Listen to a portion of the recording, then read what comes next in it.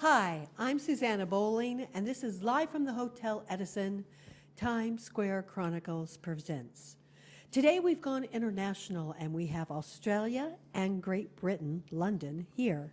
They've created a new app called Phoenix 360 that is revolutionary and is changing the music industry as we speak. Okay, Mr. Australia, tell us your name. If I have to, I will. Okay. My name is Alan Klepfisz. I am from Melbourne, Australia, a very lovely place, just in case you don't know. Right, The Economist in London used to rank 140 cities in the world every year. It still does, actually. And we were #1 city in the world for 7 years running. Wow. The Economist, I've never heard of it. Yes, no, it's from a small country Oh. called Great Britain, right? We used to own 2/3 of the world, just so you know. Yes, and the world rebelled. So in any case, we'll get past the politics, right? That's hilarious, though. There's always a great deal of politics when you have somebody from Australia and Great Britain. I personally think that if he's entitled to call his country Great Britain, I should be entitled to call mine Great Australia. But in any case. Wait, shouldn't we be Great Britain? Yeah, well, you have to ask yourself the question, if a country has to put the adjective in front of their name to tell everybody they're great, how great actually are they? Well, we gave you education, a language, irrigation, aggravation. I mean, we've done a lot for You gave us a lot, but I will tell you one thing you never gave anybody in the world, and this is a fact, right? You can go throughout Southeast Asia and other parts of the world, and you'll see a wonderful parliamentary system, which I fully admit was granted to those countries by Great You're Britain, welcome. right? A great legal system, even great architecture. The one thing you'll not find in any country that Britain dominated was food from Britain.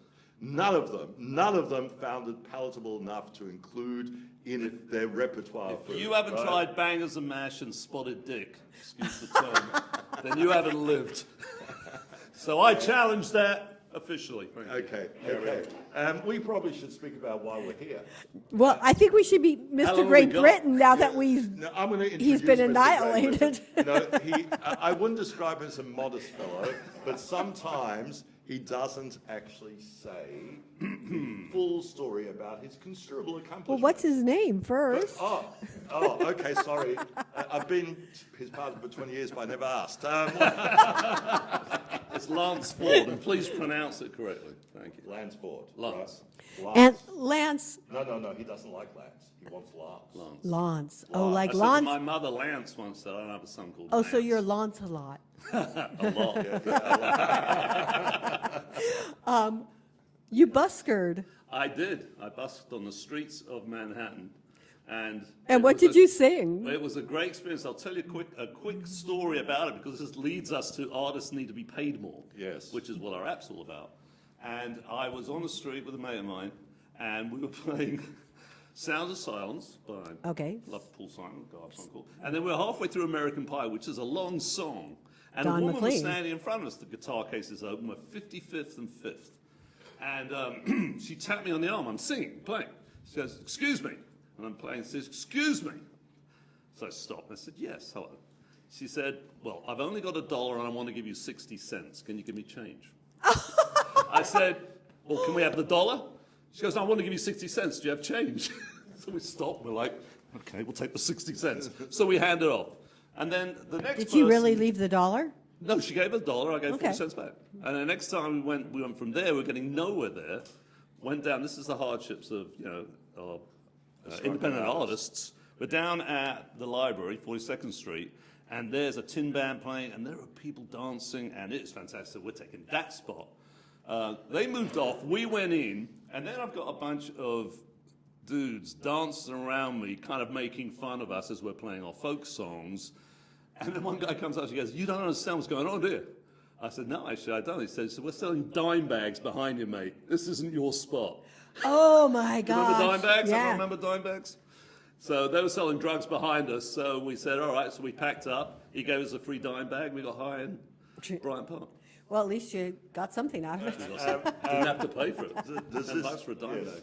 Now, apart from right, dubious activities on the streets of New York, this man has actually accomplished a little, right? And I'll just try to tell you what that is. So first of all, using his considerable charm, he ended up head of advertising for Gourmet Bon Appetit. Very difficult job, by the way. His main daily work was to take people to high-end restaurants in New York and wine and dine them, right? It was hell. I bet. Right. For your waistline, at least. La Reserve, La Grande Nuit, Open Spencer, America, the land of opportunity. La Thank Grande God. Nuit. Yeah, La Grande Nuit, remember? They closed Yes, down. I do. They knew us. We got great tables. I was somebody. And then he was I know. headhunted by an extremely eccentric man called Felix Dennis, right, who sadly is no longer with us, from Great Britain. And he had a little magazine which hadn't really gone far, and he headhunted Lance to be founding publisher of Maxim magazine, which Lance made into the world's largest respectable men's magazine, right? And then this You have to meet Roger Shishel because he and Andrew Warhol and Martin Scorsese, they started the first erotic film festival in New York. Well, we didn't do that. No, yours Ours was... wasn't erotic. Ours was just no, Lance exciting. is proudly non-erotic. So We had to sell advertising. It was like, right, we've got to keep this side of the line. You know, you had sort of highbrow Esquire, and you had out-of-date Playboy. You know, and we said there's a big cosmopolitan version of a men's magazine in the middle of this, and that's sort of what we made. You know, Maxim. You know, for men. You know, guys who like tell jokes, have fun. You know, have girlfriends mostly, but we didn't really demand that. But it was there. You know, it didn't exist. Felix had launched it in England along with FHM and another magazine, can't remember the name, Loaded. And they were called Lad magazines in England. But we had to kind of clean it up a bit and keep it respectful and acceptable, which we did. But there was always a pretty girl on the cover, so we took a lot of heat for that. You know, what are you doing objectifying women? We're saying, we're doing the opposite, you idiots. You know, we're elevating women. It's, you know, these are models and actresses. But, you know, it was a fun ride, and it was difficult at the time. I didn't realize how conservative America was.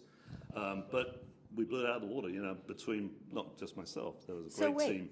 Anyway. How did all of this go into the app that you're doing now? Okay, so That's a good question. here is a very, very quick ride through history, right? So then Lance and his partner Robin Kent, who rose from being an employee of an advertising agency in London, right? He rose to be chairman and CEO of Universal McCann, right, in New York. Robin and Lance became my partner. They'd been involved in a venture called Spiral Frog, and that didn't work out perfectly. And I was at the time doing something called Q-Trax, and they joined me. We actually went to launch Q-Trax in 2008 in Cannes, where they have the annual conference. And I cannot mention names, I cannot mention companies. I can just say that one very powerful man in the technology area who happened to have a website that sold music downloads told the industry, if you do this, I'm shutting down my website. And their website accounted for a large percentage of all music, right? So we were suddenly stuck after. But wait, if they cut out their share, that means there's more for everybody else. Yeah, but It was more complicated than that. I mean, and by the way, quickly on Alan, just because we don't want to compliment each other or anything else, but it's relevant the fact that Robin and I started Spiral Frog. Alan had created a much bigger global version of, which was Q-Trax. And Q-Trax was free and legal music. Free and legal, no subscription fees, no 99 cents for a song. And the idea, Alan, I'll throw it to you because you had started a site before that, but it was to essentially legalize illegal music and then monetize it. And I mean, you should for the talk benefit of the artists. because it was the big idea. It was a big It really idea, and was. we got all the industry support until this roadblock was hit. Subsequently, we were fully licensed, but we didn't feel we were getting the support we needed, right? But from that experience, without dwelling on it too long, we learned something very important, which is the artist did badly in many situations in the new digital modern era. And the truth of the matter at the moment is that most artists rely to an extent on social media, and social media treats their product, their music, and other artists, because we're not only for musicians, although it must be observed that most art that the average consumer consumes is in fact music, right? Right. But we're here for all types of artists, but artists are very exploited, and social media, you know, talks about single-digit percentages of advertising they give to artists. Now, some talk about more, right? You know, there's a video site, for example, which talks about giving 55%, etc. But that is of the total user experience when visiting that site. When it comes down to a particular video, it is still usually single digits. So we do several things, and we have been obsessive about it. Partly it's altruistic because, as we mentioned, this man once upon a time was a busker, right? My wife is currently, and may she be for many years, a absolutely brilliant visual artist. So we do have the altruistic side of it, but the hard-headed side is that if you're really sincere and you really dedicate yourself to every imaginable benefit for the artist, you may actually end up with a big platform because artists are very disgruntled.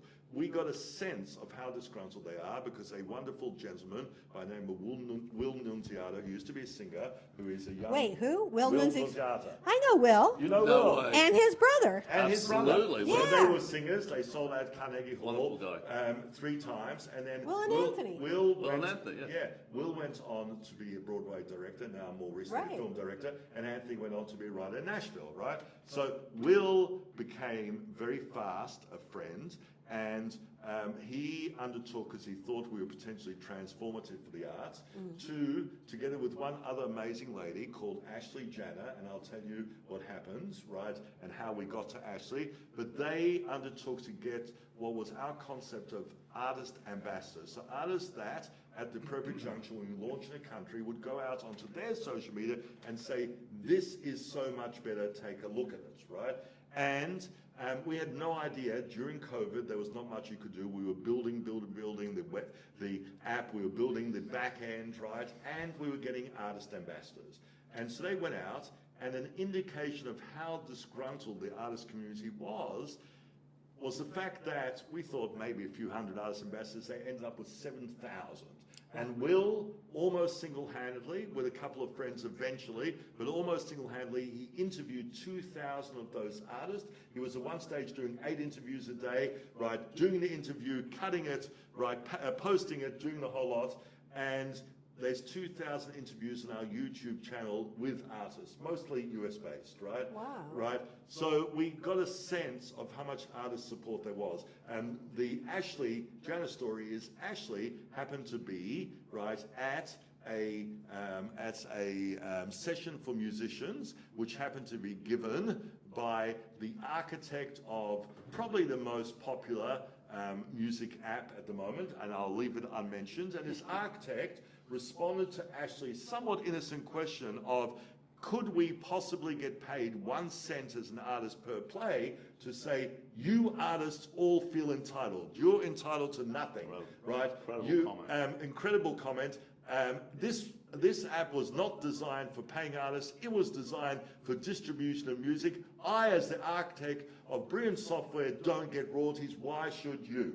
Now, Ashley kept a recording of that, and 18 months later released it, and it got quite a bit of fanfare in the music press. And I said, this is an interesting lady. We should find her. And so we did, and she's worked with us for about 5 years, right? And she is an absolute genius at writing music. She actually wrote a song for Korean, a K-pop group. She wrote a song for them, which became a hit. Oh, nice. Right? And she's done a bunch of things, but now she actually wrote a whole musical called Figaro, which I was lucky enough. I know it because Will was involved in Yeah, it. correct. Will directed it. directed She it. wrote Yeah. it, right? And they met at Phoenix, right? Which is another thing we would like to believe about Phoenix is we can bring disparate parties from different backgrounds together and create together. And actually, there's been collaboration with some artists in China, Indonesia, in I think Singapore, because we've done a lot of work over there. In fact, we're live in a number of those countries, and we saw collaboration, and Will can verify this, between artists in Beijing and Will and others in New York City. It's You fantastic. should talk to David Henry Wong, the playwright, because he's doing a opera in San Francisco based on the Monkey King. Yeah. But then he's doing a whole new musical in China. And actually, I interviewed him yesterday, and he told me about this. Well, I'm going to put word out there. We have a dear friend who has sung for us in various places. She's a brilliant folk singer from China. She happens to be one of the minorities. I don't know if you know, but China has 56 minorities, right? One of them Really? happens to be the Dong people. Right? Oh, yeah. Right? Following them. Yeah, and so in any case, she is the Dong people. She wears all this wonderful headgear, etc. Got a very melodic voice, and I have undertaken for her, right, to get her into the American scene by doing the melodic part of a rap song, and we're going to find a famous rapper to do it with her, right? But in any case, her name is Ayanor. Hello, So, Ayanor. Does the app connect artists as well? Yes, it does, but the truth of the matter is the main connection comes from the fact that there tends to be national silos, right? And we break those national silos by just the very nature app. So let's talk about the app for 1 second. Yes, I'll let's just do quickly. So we are, I probably shouldn't tarnish Mr. Ford with this broad brush, No, but Don't I tarnish am. me. I will try not to tarnish you, although you do a certain amount yourself, which I try to stand. You guys really should go into comedy. Self-tarnishing. Yeah, is self-tarnishing. good. Wait, have you thought of putting both of you on the app as comedians? Well, not as comedians, but we do have an idea Yeah. that is, we actually call it, do we give the name away? What we've been planning on doing? Yeah, sure.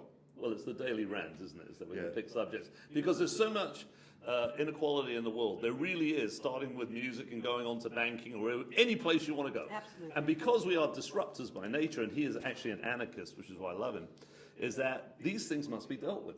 And this is why you had to be on my podcast. I mean, Uber and B&B, Airbnb, these are all just tip of the iceberg of what actually could be done in other businesses that, the status quo hangs onto it and they control all of us. So we're going to break that down. Yeah, and there are two Good. things that guide me. Nothing makes me happier to hear that. Yeah, good. I know, right? Enough already.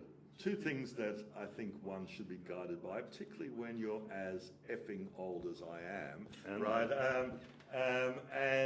And one of them is what my mother used to say at a similar age to me, which is, if I'm not going to say what I think now, when am I going to say it, right? Right, and that is certainly a very important thought. And the other one, of course, is if you're going to be on this earth, do something worthwhile. Otherwise, why be here, right? And the fact of the matter is, there's quite a lot that comes under the category. But back to the app, Let's talk about the app, because we don't have that much time. Yeah, back to the app. Stop digressing. Yeah, stop talking while I'm interrupting. So in any case, the app obsessively really provides for artists everything they need. So the first thing is percentages, right? So if, for example, they were to be a famous app that has some legal problems also, but it has two other problems. One is that it gives about 3% to musicians, right? We give 80 between the musicians and their management, right? The second thing is its engagement plummets year on year, like I think it's down 32% over last year. And the reason is, once you've watched the videos of your favorite artists, there's nothing else to do. We allow every artist in our app to create their own app, which is like a mobile profile within our app, right? Now, apps do not lend themselves to sharing. You can't, as a band, say, here's my app. They have to go to the app store, which is very cumbersome, right? And it's a pain. Yeah, it's a pain in the ass. Here, we allow every artist to create what's called a web app or shareable app. It takes them 20 minutes within our app. And this is everything in their career. So suddenly, when you're watching a video, every video has a button to their app, and you enter their whole universe. You can buy merchandise from them. You can watch their live streams, right? You can read their biography. You can donate currency to them. You can do all sorts of things, right? And our view is, if you like a video, make there to be a very simple link to the entire artist's career, right?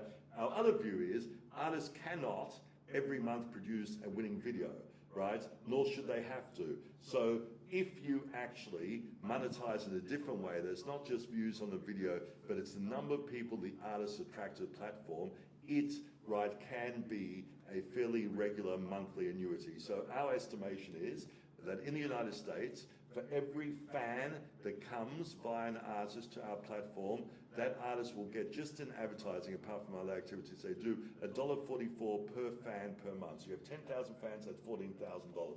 In Indonesia, it's 10% of that. It's like $1,400, but $1,400 US for an Indonesian artist is completely transformed. That's a lot. Oh, yeah. Yeah. And so this is, and by the way, we're not creating this new income. This income exists, it just doesn't get distributed to artists, right? It goes the wrong Right. way. So we are about A, high percentages, B, a multiplicity of ways artists can earn money. Next thing is tools. So there's this wonderful thing which is very useful to artists. It also happens to be useful to advertisers called data, right? Right. Now, these sites collect the data, they give it to advertisers, but it's collected on the back of artists and their fans, and they don't have access to it. Right. We allow an artist to know exactly where each fan is, down to the street address, no violation of privacy because there's no names. And if you want to do a gig in the meatpacking district on Friday night and invite people around there, you know where your fans are. If you want to work out which summer festival to go to, right, in Europe during the summer, you know that in one country you have fans, in another country you don't have fans. So tools are really important.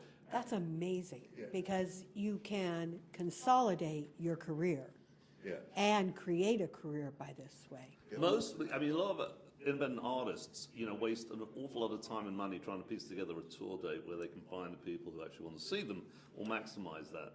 And it's expensive and it's hard work, right? Highly I mean, expensive. you know, putting a tour together, you know, my son has done this for 10 years in his band, and there's a lot of festivals around. And what's interesting about these festivals with these unsigned bands is that they all help each other. They, you know, a band breaks down, we'll get you there. You know, so, or where do we stay when we're in, you know, Right. upstate New York? Here's some fans who let you sleep in their house. Or here's a Oh, hotel that will wow. give you a break. Or here's a gas station that, if you're an artist, this is one idea that we're working on, would give you a discount on gas because all these things are expensive. So it gets really granular. We're not fully there on that side of it, but that's where we're going with it. And ultimately, this thing is an artist, a global artist collective.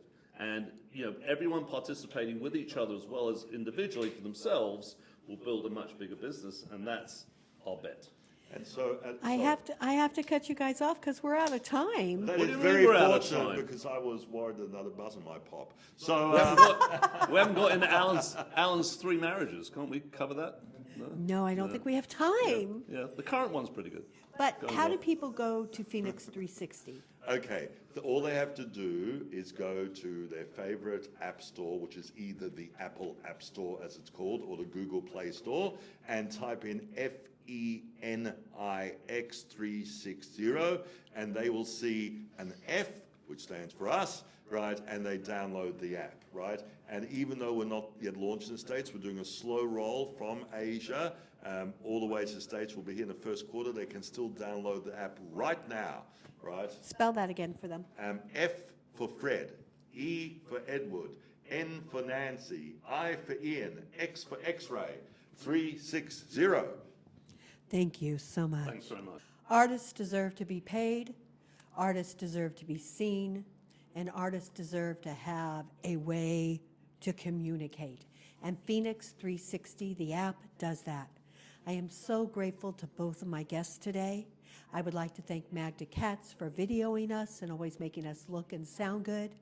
To Romel Gopez and the Hotel Edison for giving us a safe place to talk and to be able to share these ideas with you.